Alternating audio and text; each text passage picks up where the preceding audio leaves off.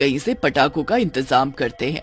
बस फिर दोनों भूत और चुड़ैल निकल पड़ते हैं पटाखों की तलाश में। उनको फिर आसपास कुछ छोटी मोटी पटाखे की दुकान दिखती है और भूत वहाँ से पटाखे चुराने के लिए बोलता है, नहीं नहीं, हम इन गरीब दुकानदारों के पटाखे नहीं लेंगे। ये भी बेचारे 2 पैसे कमाने बैठे हैं। अगर हम इनके पटाखे चुरा लेंगे तो इनको तो नुकसान हो जाएगा। अरे तो फिर हम पटाखे लाए तो लाए कहाँ से?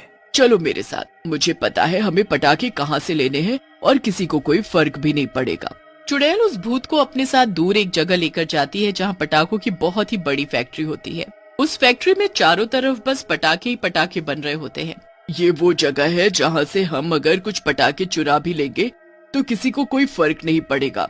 चलो फिर जल्दी करो, किस बात का इंतजार है? दोनों चुड़ैल भूत फिर वहाँ से ढेर सारे पटाखे चुरा कर उस गाँव में ले आते हैं और एक खाली पड़ी जगह पर पटाखे की दुकान खोल लेते हैं। अब हमको अपना अपना भेष बदलना होगा, वरना हमें देखकर सब डर कर भाग जाएंगे।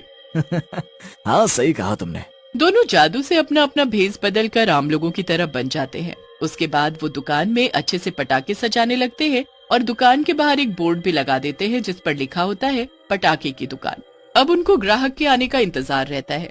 धीरे धीरे करके अब वहाँ लोग आना शुरू हो जाते हैं और सबसे ज्यादा बच्चे।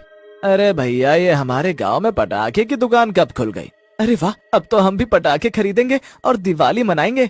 हाँ चुन्नू, चल मम्मी से पैसे लेकर आते हैं।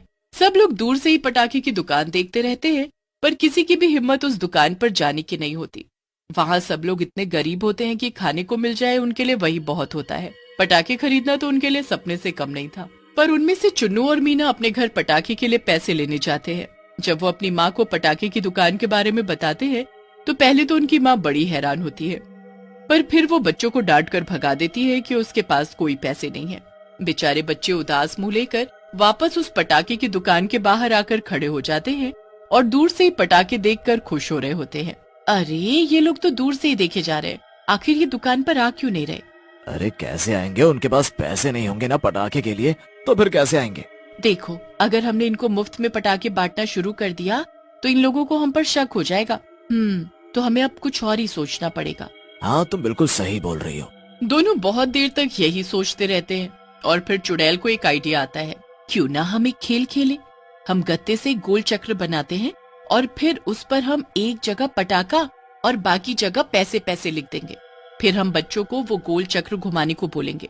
एरो अगर पटाखे पर रुका तो उसे मुफ्त में पटाखे मिल जाएंगे, वरना उसे पैसे देकर खरीदना पड़ेगा। अरे पर बस एक जगह पटाखा लिखेंगे तो किसी की भी नजर उस पर कैसे रुकेगी? ज्यादा तो पैसे लिखे हुए पर ही रुकेगा ना, और यहाँ पैसे तो कोई देगा ही नहीं ना। भूल गए क्या कि हम भूत और चुड़ैल हैं? एरो कहाँ रुकेगा, वो हमारे हाथ में है, समझे? मैं तो सच में। बस फिर दोनों यही तरकीब लगाकर एक गोल चक्र बना लेते हैं और बच्चों को उसे खेलने के लिए बुलाते हैं। बच्चे और बड़े ये सुनते ही बड़े खुश हो जाते हैं और फिर एक एक करके वो अपनी किस्मत आजमाने चल पड़ते हैं। क्या ये गोल चक्र घुमाने के आप हमसे पैसे लोगे? नहीं नहीं, कोई पैसा नहीं, एकदम मुफ्त। चलो आओ, जल्दी से चक्र घुमाओ। मीना उस गोल चक्र को घुमाती है और एरो जैसे ही पैसे पर आकर रुकने वाला होता है कि भूत जादू से उसे पटाखे पर कर देता है। मीना खुशी से उछल पड़ती है और वहाँ खड़े सारे बच्चे ताली बजाने लगते हैं। अरे वाह, इस छोटी बच्ची की किस्मत तो बड़ी तेज है। आओ बच्ची, ये लो पटाखे और दिवाली पर खूब जलाना। मीना पटाखे लेकर बड़ी खुश होती है। आखिर जिंदगी में पहली बार उसको पटाखे मिले होते हैं। मीना को देख अब बाकी बच्चे भी एक एक करके गोल चक्र घुमाने आते हैं और हर किसी का एरो पटाखे पर ही आकर रुकता है। भूत चुड़ैल पूरा दिन बच्चों को मुफ्त में पटाखे बांटते हैं। पूरे गांव में पटाखे की दुकान की चर्चा होने लगती है। हर जगह बस उनका ही नाम होता है। रात तक गांव के जाने कितने लोग गेम खेलकर मुफ्त के पटाखे जीत जाते हैं। उसके बाद भी लोगों का आना बंद नहीं हो रहा होता। अरे अब तो रात हो गई, हमें जाना चाहिए। हम इतनी देर रात तक अपना भेष बदल कर नहीं रह सकते। इनके सामने अगर हमारा असली भूत और चुड़ैल का रूप आ गया तो बहुत दिक्कत हो जाएगी। हाँ हाँ ठीक कहती हो तुम। मैं दुकान बंद करता हूँ और इनको कल आने को कहता हूँ।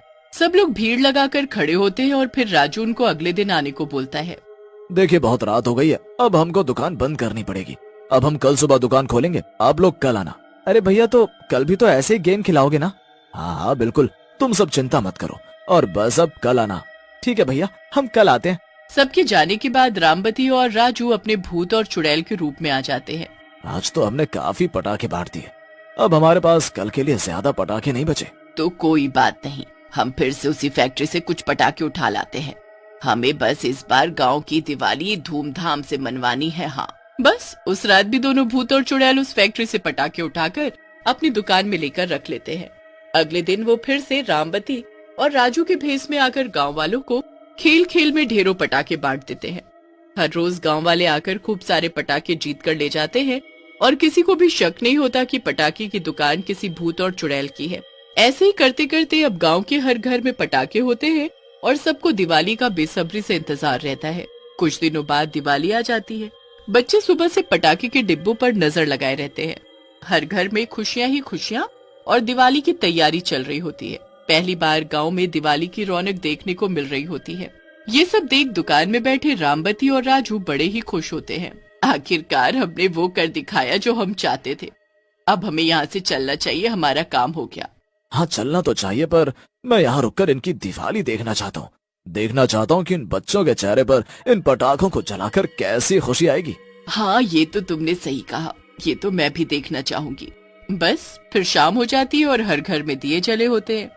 बच्चे पूजा करने के बाद घरों के बाहर अपने अपने डिब्बे लेकर आते हैं। आओ आओ, सब बच्चे आ जाओ, सब मिलकर पटाखे जलाएंगे, बड़ा मजा आएगा।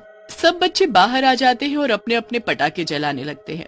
हर तरफ पटाखे ही पटाखे जल रहे होते हैं और बच्चों के चिल्लाने की खुशी सुनाई पड़ रही होती है।